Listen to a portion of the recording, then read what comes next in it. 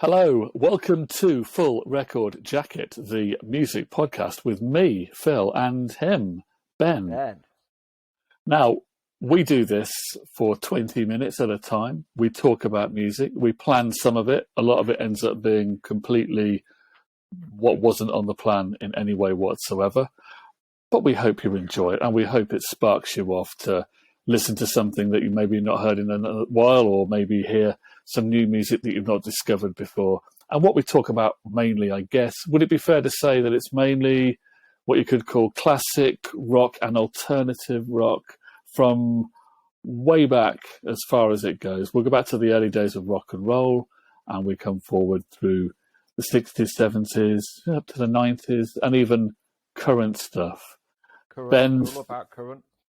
Yeah, Ben is more your current guy, more your 90s alternative kind of guy. I'm more your sort of classic rock and roll, classic rock, but we overlap a lot. We do. So we're very good at that, overlapping.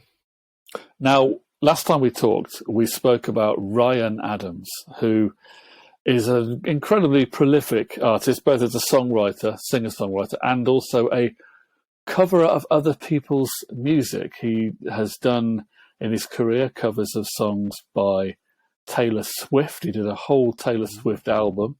He followed that up recently by doing a complete cover of Bruce Springsteen's Nebraska. He's also apparently done Bob Dylan's Blood on the Tracks, all 10 songs of that one. And the latest project that he's announced, and some of it has already leaked out onto YouTube. Yeah. It's a sort of a gift for his fans. He has covered What's the Story, Morning Glory by Oasis, which he claims is one of the albums that has inspired him in his music and his songwriting.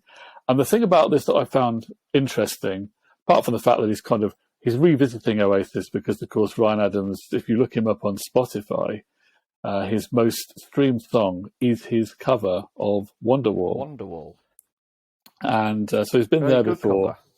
Yeah, he's done it again, and he's done all the other songs off that 1995 Oasis album. But the thing that I found most interesting is that he's talking about it as a double album, because he's also gone and recorded all of the B-sides that came out in 1995 and 96 that were part of the sessions. Yeah, part of the sessions for the same album, or ones that you can see here on these hit singles, those CD singles that came out. Some might say Roll With It, Wonderwall, and Don't Look Back in Anger, the UK single releases. All from the What's the Story, Morning Glory album. So this got me thinking, we'll go back to 1995. Ben, you're the Oasis expert by far. So just tell us a little bit about the background. You're certainly a super fan. A bit about the background to the recording of this album and how they came to make so many songs. When you say so many songs, are you including the B-sides, etc.? Indeed, yeah, the whole sessions, yeah. Yeah, well, it was recorded, if I remember rightly, off the top of my head, it was recorded towards the end of 94 into 95 at Rockfield Studios in Wales. It sounds right to me. It sounds about right to me, to be fair. It's it all sort of, first single release, some might say, in April 95. Followed up with the Battle of Britpop with Blur in August 95 with Roll With It. Still, I have a gripe with that, and we'll come to that at some other point, because Blur did release that in 2 versions. And then obviously came on to the probably the biggest track from it, Wonderwall, and Don't Look Back in Anger, finishing off that sort of run of that album. But apparently it was recorded 14 tracks in 12 days, or 12 tracks in 12 days. And it was apparently quite a prolific recording session. It was sort of bang, bang, bang, track after track after track. And some might say being the last track recorded with Tony Carroll as well. So he was the original drummer, who was replaced by Andy. Was it Alan? Alan White. Alan White, his brother, was with Paul Weller's band. So, but yeah, there's songs now. I think Cast No Shadow was one of the last ones written. That was written on the way back to the studios, I think, on a train. I think that's the one that's dedicated to Richard Ashcroft. That's right. So this album... Sorry, I'm interrupting you. What was I going to say? Yeah, this album was recorded in Wales. It was, in quite a remote location. I believe so, yeah. I think, didn't they start off recording at Abbey Road and got booted out of Abbey Road? I think they tried a couple of places and ended up at Rockfield Studios with Owen Morris. I think Noel Gallagher did some of the producing on it as well. So it's, if I remember rightly from the documentary at Rockfield Studios, I think the opening part of Wonderwall was recorded on top of a wall, the Wonderwall, as it may be. Okay, well, I think it's fair to say this probably represented Oasis at their creative and cultural peak in the 90s, when they were on the cusp of the national phenomenon that they became. These are the records that really made them the phenomenon they became, with songs like Wonderwall and Don't Look Back in Anger. And that was the big selling album. Obviously, the first album was the one that established them. That was a popular album. And this sort of continued the same sound, but brought in some more sophisticated elements as well, hence the ballads, which weren't on the first album. Yeah. I think it's a more ballady-driven album than the first one. But there are some tracks that rock, particularly on the B-sides. Yeah, because I think you had Headshrinker, obviously Acquiesce, Not Stay Young, Round Our Way. Brilliant track, love that one. Well, you're going to hear these, because I've been playing fantasy albums again. And you know I've got a thing for this. You do like a fantasy album? I do like a fantasy album. We've got a thing, we'll perhaps do some more of these, but we've had a thing, haven't we, where we do fantasy Beatles albums, which some people think is sacrilegious. We think it's just a bit of fun, and that's where you take Lennon, McCartney, Harrison and Starr solo songs and put them together to make a fantasy Beatles album. Yeah. But this is a fantasy of What's the Story, Morning Glory, if it had been a double album, because there was enough material. B-sides. Yeah, there was enough material at those sessions to have made it a double album. Obviously, that would have probably been commercially maybe a difficult thing. It's only their second album. They weren't a phenomenon at the point that they released the album. They were getting pretty big, but I think it would have been a big risk maybe to release a double album. Although I think if they'd made a double album as their third album, the record company would have had no problem with that at all. In fact, they almost did. Yes, yeah. Well, it went on that long, but if they had released as a double album, that meant that the singles would have had to have other B-sides written. That's true. That's true. It would have been a triple album, so it's... I'm not suggesting that they should have done this, because I thought it was fun at the time to buy the Oasis singles and get these B-sides, and that was all part of the interest. And it made their singles great value for money, because you bought one and you still got 3 songs that were not on the album. Sometimes those 3 songs, take Master Plan, for instance, were probably equally as good as the A-side that it was paired with. Yeah. So are you ready to dive into 4 sides of my fantasy double LP? Yes. You ready for this? Yeah, and I'll tell you what I think about it. Okay. And, hit me with it. Or roll with it. I wanted to make it slightly different from the original album, so I didn't want to start with Hello. And so Hello is not actually on this, so I'm really sorry about that, because it is great, but it's not on here. Which is that because you didn't want to pay a certain gentleman royalties? I don't know whether he actually gets royalties from it, but anyway, I mean, this is just a fantasy, so let's not get too offended by it. No. So the album kicks off with Acquiesce.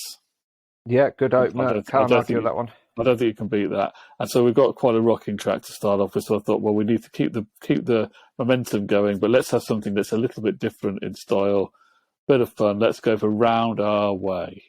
I love that track. A lot of horns on there. And apparently, the first use of the word minger I think it's got the word minger in it, if I minging, remember rightly. The birds are minging, I think. Minging, yes. Yeah, something or like the that. first recorded use of the word minging. That was very 90s. Very 90s, yeah. That was very lad culture, wasn't it, to have done that? So, yeah, Acquiesce, round our way. Then we're going for Underneath the Sky. Yeah, great track. So we're keeping the tempo up, but slightly different to Acquiesce. So then we're going to rock hard again, and we're going to bring back another Noel vocal, because, of course, he's on Acquiesce duetting with Liam, but this is Noel vocal on Step Out. Step Out, which... I think he ended up having to pay some royalties to Stevie Wonder. It's a bit like Uptight, Everything Is All Right by Stevie Wonder. It is a little bit. But it's a great Oasis rocker. It is, yeah. And then side one closes out. I thought we'd bring it down with a ballad. It's Wonderwall. Yeah, that's a good, we can go with that. And that's going to leave you wanting more. So then we've got side two, and that kicks off... Ooh. Possibly the hardest rocking track from the sessions, Headshrinker. Yeah, great track. B-side to Some Might Say? I believe so. In fact, I think it was the final track on the 4 tracks of the EP, the CD single, if I remember rightly. But let's not worry about that. So that's quite a fast track. So we're going to carry on rocking, but we'll slow it down a little bit, something a bit more majestic. So now it's Hey Now. Yeah, I love that song. I think the vocal on that one is one of his best. It's probably of all the tracks on the What's the Story album, it's probably the one that people forget about. Yes, Good lyric as well. Yeah, you never hear it on the radio or anything like that. No. It almost feels like it's a B-side, because it's in fact, it's not as well known as some of the B-side, which is bizarre that it's on such a huge selling album, but it's not as well known as some of the B-sides. So we're midway through side two. We're going to have a Noel vocal. I'm trying to put a Noel vocal on each of these 4 sides. So Don't Look Back in Anger comes next. And that finishes, leaves you with the feeling from the song. And then we fade into, the next song fades up. Which track is that? Can you remember which track fades up from these sessions? I think it's the only one that has a fade up start. No, you're going to have to hit me with it. It's Rocking Chair. Rocking Chair, yes. I was thinking of a album track. I love Rocking Chair. It gets sort of brushed under the carpet, and it's sort of, people have called it whimsical and a bit of throwaway, but I really like the vocal on it. I think it's really good vocal. Fine. I think it will work fine on this double album. And side 2 closes out with Some Might Say. Yeah, I can see where you're going, yeah. I thought we'd close it with that instead of closing with a ballad again. We've closed with Some Might Say. So then you've got side 3. So the second LP of this fantasy double set kicks off with She's Electric. Yeah, with a little help from my friends. Bit of fun party. And isn't it got a little bit of, what was the TV programme on in the summer holiday? You and Me. Me and You. Yeah, that's the thing that it's really got that, and there is a Beatley vibe. It's the most Beatley, possibly the most Beatley Oasis track, in the sense that there is a sort of a feel of with a little help from my friends on there. Yeah. But so that's the start of side 3. Then we keep the momentum going. Roll With It is next. Yeah, I can feeling that. And then, did you know about Roll With It? I think when they performed it on Top of the Pops, because they weren't allowed to sing it live, they swapped roles, and Noel cheekily did the vocal, while Liam mimed guitar. Yes, yeah. So Noel mimed to Liam's vocal. Yeah. I don't remember that. I watched a few of their there you go then. That's what I'm here for. These little tidbits. So side 3, She's Electric, Roll With It, and then we'll slow everything down for Talk Tonight. Great track. Noel solo. Yeah, another Noel solo piece. And then this is the sort of the heart of this double LP set of the sort of reflective songs, because then it's Cast No Shadow. About Richard Ashcroft, or dedicated to Richard Ashcroft. Yeah. So we finished with Talk Tonight, obviously being an acoustic guitar song, and then Cast No Shadow starts off with the acoustic guitar, but then the band come in, so it's taken us back into the band and then back into a Liam vocal for that song. And then side 3 closes out, because I think it had to be a side closer. I couldn't fit it anywhere else, really, and that's the master plan. Yeah. So the thing is, I know where you're going to go, and you're going to end up with both sides, the final sides with big tracks. It's going to have to happen, because side 4, they've got to fit in somewhere, and I couldn't really find an original way to end this album. I suppose I could have ended the whole thing with the master plan, or the Champagne Supernova could have been somewhere else, but here we are. Side 4 starts off with Morning Glory, right? Yeah, and then so that's quite rocking, obviously, and so then we're going to have something a bit more stripped down. So It's Better People is the next track. Off of Roll With It, if I remember rightly. Yes, wasn't it? Yeah. Up tempo Noel vocal on that one, and then we've got the cover song on this album, and the cover song is "Come On Feel the Noise." It's great, yes. And on that one, I'm sure it's "Come On Feel the Noise" on Top of the Pops. Liam comically played piano to it. Yeah, I remember them doing that. They did "Don't Look Back in Anger" and that on the same. They did, yeah. Edition. Which is quite very rare. You got people doing 2 tracks, wasn't it? You didn't really get people doing 2 songs on Top of the Pops. I don't know whether that happened in the 60s, but they were allowed to do that. So that's sort of tipping the hat to Slade being such a big influence on the Oasis sound. And then we're finishing this double album with the excerpt from the Swamp Song, which is on the original album, going into gives you a nice Supernova. Gives you a nice break before the Nova comes in. So what did you leave off in the end? Was it just Hey Now you left off? Hey Now's on there, because that's the not Hey Now. Hello. Hello got left off, and I was wondering after doing Champagne Supernova whether it'd be possible to change it and have some sort of cheeky thing at the end of the album or something after Champagne Supernova. But it didn't feel that if you've just listened to this great double album and you've just finished the whole thing with Champagne Supernova, I think you've just got to leave it there, haven't you? Really? I think you haven't got much choice in that, really, have you? I just don't think there's anything else that could come after that. The one I toyed with was Bonehead's Bank Holiday as a sort of fun bonus track. Sort of thing at the end. But then I thought, well, we've got 5 songs on every side, apart from side 4, but side 4's got Champagne Supernova, which is very long. So there's 5 tracks on every side, apart from side 4, which has got 4. So it's a 19-song double album. There's 20 tracks if you include the Swamp Song bit, but there you go. That's a good album. That's a good album. 19-track double album. I like the idea. Other people may have other opinions over the whole fantasy and what the track order should be. We'd love to hear that in the comments. Yes, yours wasn't too dissimilar to mine. We can discuss mine on another session, as it were. Yeah. But I like doing that because sometimes you just make a track list of it on streaming and then listen to it, and just a different way to hear the songs. I don't think there's anything wrong. Some people think it's sacrilegious, but I don't mind doing that kind of thing. No, I think that's a good mix. Until you've heard it all in one session, you won't be able to gauge how it's going to flow, probably, because you're doing it all in the mind tank. But I don't think from those whole sessions there's actually a track in there, including B-sides, where you go, I'm going to skip that track. No, I agree. I think they all would have worked on the album. And there is another cover in those sessions, because there's Noel doing You've Got to Hide Your Love Away. Yes, he did, yeah. Burt Bacharach, wasn't it? Which I toyed of. That's the Lennon-McCartney song. No, I think he did it with Burt Bacharach. Sorry. Oh, sorry. He did it with... Did he? Yes, I'm sure he performed it with Burt Bacharach. I'm not sure if that recording is with Burt Bacharach. I'm sure that it's a live recording that he did with Burt Bacharach. Right. I didn't know that. Yeah, well, that's interesting. I was thinking of sticking that on my double album as being their Lennon-McCartney tribute.